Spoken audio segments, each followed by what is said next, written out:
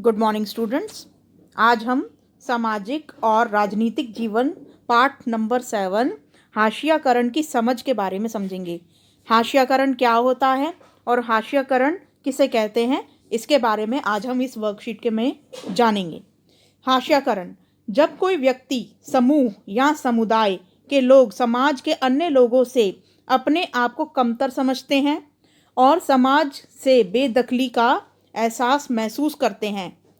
हाशियाकरण किसे कहते हैं? जब कोई ऐसा समुदाय जो अपने आप को समाज से कमतर समझे और समाज से बेदखल समझे, तब ऐसी अवस्था में हाशियाकरण की अवस्था हो सकती है। ऐसी अवस्था क्या कहलाती है? हाशियाकरण। ऐसा व्यक्ति या समूह सामाजिक चीज़ों के केंद्र में नहीं रहता है या अपने आप को समाज के साथ रहने लायक नहीं समझता है, या यह एहसास करता है कि उनका व्यवहार अन्य लोगों के साथ सही नहीं है, या और लोग उनको अपने आसपास पसंद नहीं करते हैं। अब जिन लोगों को समाज से बेदखल कर दिया जाता है या फिर जो लोग अपने आप को कमतर समझते हैं समाज से, तो उनके अंदर एक हीन भावना पैदा हो जाती है, जिसके कारण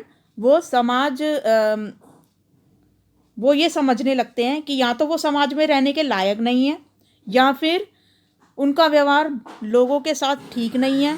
कुछ ना कुछ तो ऐसी गड़बड़ होती है ना, या लोग उनको पसंद नहीं करते हैं, तो इस तरीके की उनमें भावना पैदा हो जाती है। समाज का यह तबका जो समाज में ही सामाजिक, आर्थिक और राजनीतिक आदि भागीदारी से वंचित रहने वाला वर्ग बनकर रह जाता है। ये जो हाशियाकरण समुदाय होता है, ये सामाजिक, आर्थिक, राजनीतिक, हर प्रकार की भागीदारी जो समाज की होती है, उसमें यह वर्ग इन चीज़ों से वंचित रह जाता है। अब यहाँ पर समाज में उनके हाशियाकरण की क्या वजह हो सकती है? एक तो अलग रीति रिवाज, अलग भाषा, गरीबी, सामाजिक हैसियत में कम होना, ये सब हाशियाकरण की वजह है। हाशियाकरण के समुदाय वाले लोग अलग थलग कर दिए जाने के कारण, यानी कि समाज में अलग होने के कारण या अलग थलग कर दिए जाने के कारण, ये लोग दुश्मनी और डर के भाव में भी जीते हैं। ऐसे लोग सरकारी सुविधाओं और संसाधनों के बारे में अच्छे से नहीं जान पाते, जिनके कारण उनके हाथों से अच्छे मौके और अच्छे फ़ायदे भी छूट जाते हैं जो सब सरकारी सुविधाओं से मिलते हैं। ऐसे लोग अपने अधिकारों के लिए आवाज़ ही नहीं उठा पाते, क्योंकि उनको अपने अधिकारों के बारे में भी नहीं पता होता। ये लोग जिनके पास ज़मीन होती है, धन दौलत होती है, जो ज़्यादा पढ़े लिखे हुए होते हैं, उनके मुकाबले जो हाशियाकरण वाला जो समुदाय होता है, वो शक्तिहीन महसूस करता है अपने आप को। अब आदिवासियों के बारे में जानते हैं। आदिवासी शब्द का मतलब होता है मूल निवासी, यानी कि ऐसा समुदाय जो जंगलों के साथ जीते आए हैं और कई जगह आज भी उसी तरीके से जी रहे हैं। भारत के कई राज्यों से मिलाकर लगभग 8% आबादी भारत में आदिवासियों की है। आदिवासियों अपने पुरखों के गांव और प्रकृति की उपासना करते हैं।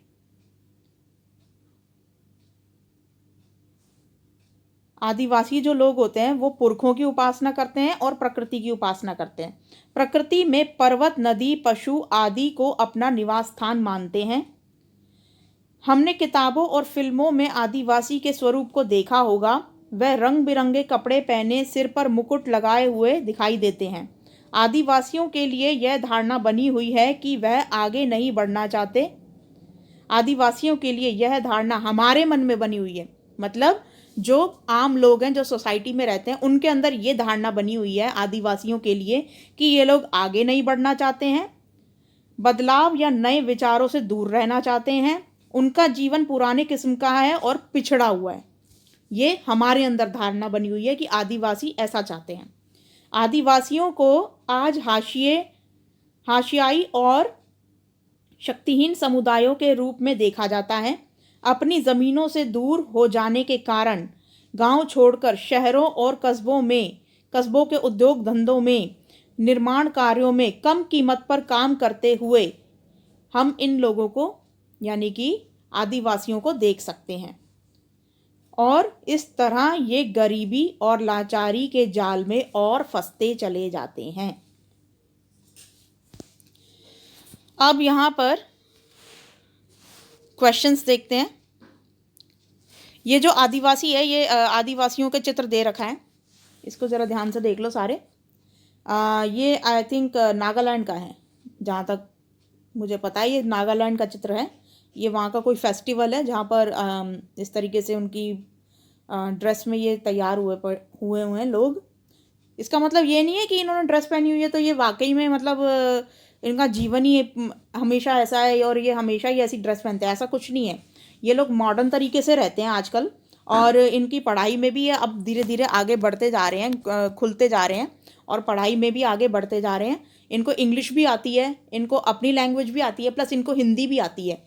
तो ये एक साथ 3 भाषाएं सीखते हैं। और ये तो कुछ फेस्टिवल हो रहा है जिसके दौरान इन्होंने अपनी पोशाक पहनी हुई है। जैसे हम लोग दिवाली के टाइम पर अपनी पोशाकें पहनते हैं, एथनिक ड्रेसेस पहनते हैं, ऐसे ही इनकी जो एथनिक ड्रेसेस होती हैं, जो पारंपरिक ड्रेस होती है, वो ये होती है। ठीक है, तो इसका मतलब ये नहीं है कि ये लोग पिछड़े हुए हैं। क्वेश्चन नंबर 1, हाशियाकरण किसे कहते हैं? हाशियाकरण किसे कहते हैं? ऊपर आंसर दिया हुआ है, ये यहाँ से, जब कोई व्यक्ति, इसे हाशियाकरण कहते हैं। ठीक है, जब कोई व्यक्ति या समूह या समुदाय के लोग समाज के अन्य लोगों से अपने आप को कमतर समझे और समाज से बेदखली का एहसास महसूस करते हैं, तब ऐसी अवस्था को हाशियाकरण की अवस्था कहते हैं। ठीक है, तो ये हमारा हाशियाकरण का आंसर हो गया। हाशियाई लोग समाज से अलग थलग क्यों रहते हैं? क्योंकि हाशियाई लोगों को ये लगता है कि समाज उन्हें पसंद नहीं करता और उनके व्यवहार को अन्य लोग पसंद नहीं करते। ये आंसर है। और लोग उनको अपने आसपास रहना पसंद नहीं करते। समाज में उनका तबका जो होता है, समाज आर्थिक भागीदारी से वंचित रहने वाला वर्ग बनकर रह जाता है। ये तो नहीं होगा। कई बार दुश्मनियां अलग थलग किए जाने के कारण, यही होगा इसका आंसर। ऐसा व्यक्ति या समूह जिनके केंद्र में नहीं रहता, हाँ यहाँ से, ऐसा व्यक्ति या समूह सामाजिक चीज़ों के केंद्र में नहीं रहता या अपने आप को समाज के साथ रहने लायक नहीं समझता।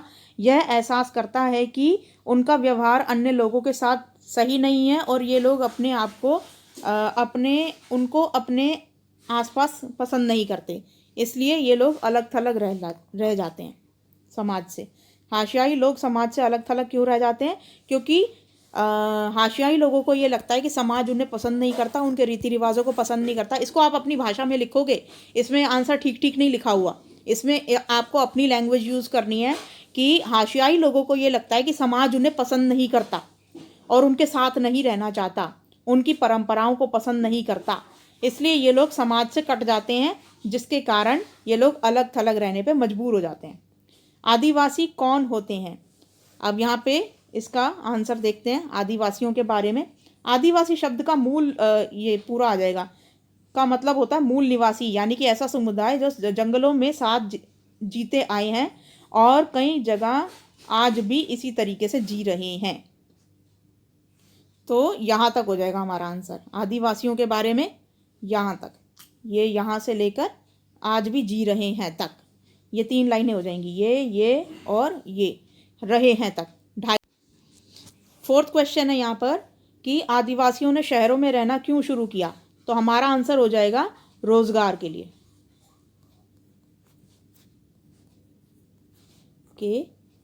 सिंपल सा आंसर है, रोजगार प्राप्ति के लिए आदिवासियों ने शहरों में रहना स्टार्ट कर दिया, यानी कि शुरू कर दिया। 5th क्वेश्चन है, आपके विचार में हाशियाई लोगों को समाज में कैसे समावेशित यानी कि मिलाना चाहिए? या मिलाया जा सकता है। अब ये आप सोचो कि आप कैसे जो ये हाशियाई समुदाय हैं इनको आप समाज में मिला सकते हो। कैसे मिला सकते हो, सोच के बताओ ज़रा। एक तो इनको एजुकेट करके, शिक्षा देकर, और शिक्षा के माध्यम से हम इनको मिला सकते हैं समाज के अंदर। इसके अंदर शिक्षा का और अपने तौर तरीके सिखाकर, प्लस इनके बारे में जानकर, हमें भी पढ़ना पड़ेगा इनके बारे में, हाशियाकरण समुदाय के बारे में, कि इनकी क्या डिमांड्स हैं, इनकी मांगों के बारे में जानकर, और इनके रहन सहन के बारे में जानकर, इनकी परंपराओं के बारे में जानकर,